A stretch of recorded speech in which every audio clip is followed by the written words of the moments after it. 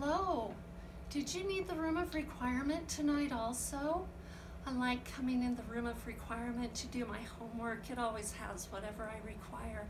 In fact, you want to hear what I've been working on?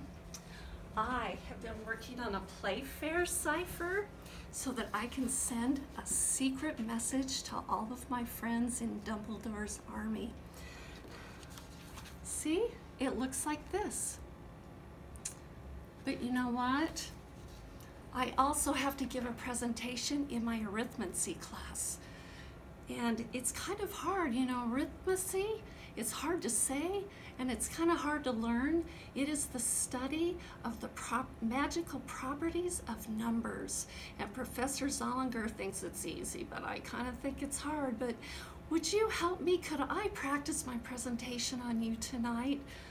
Thanks. Come right over here and I'll show you what I'm doing. So, the Playfair Cipher, it was invented in 1854 by Charles Wheatstone, but nobody really knows about it because it was made popular by Lord Playfair because he used it extensively. Yeah, Lord Playfair, not to be confused with Lord you know who. Yeah, we can't say that. So, it was the first cipher to use pairs of letters to encrypt and decrypt messages and was used for secrecy and telegraphy for tactical purposes by the British forces in the Second Boer War. Sounds kind of boring to me, right? It was also used in World War I and World War II. In fact, in World War II, the New Zealanders used it to send secret codes to all of the coast watchers throughout the Pacific Islands. So they liked it because it was easy. All it requires is a piece of paper and a pencil, and it's fairly fast to do. To create the cipher, you need to make a 5x5 grid and fill it with the letters of the alphabet, being sure to skip one of the letters. Typically, the J is removed from the alphabet and an I takes its place in the text that is to be encoded. It doesn't matter what letter you skip, but make sure the friend that you're sending to knows which letter you've skipped. Here's what an unkeyed Playfair cipher looks like. However, to make things even more secretive, you can choose your own secret passcode. If you look over here at my grid, I have chosen the secret passcode or keyword bolded. He who must not be named. Okay, so the message that I'm sending to my friends is Harry is a Horcrux. What, you didn't know? Oh, well, he is. To encode a message, one breaks it into 2 letters, as you can see here. See?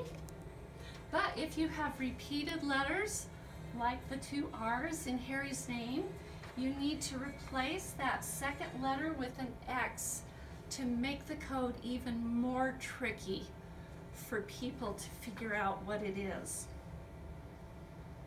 And always be sure to encode or decode 2 letters at a time.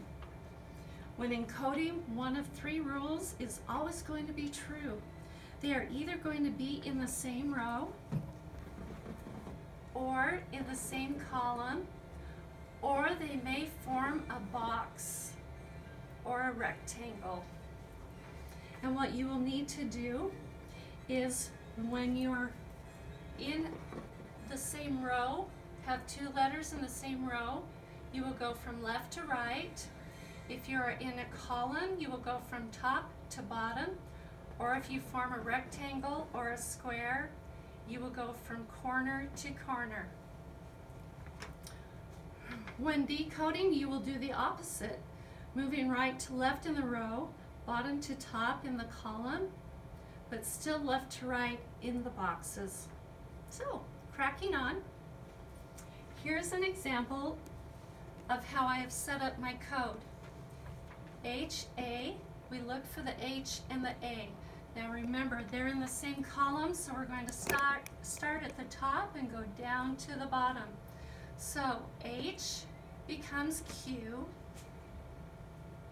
right? And then A becomes H.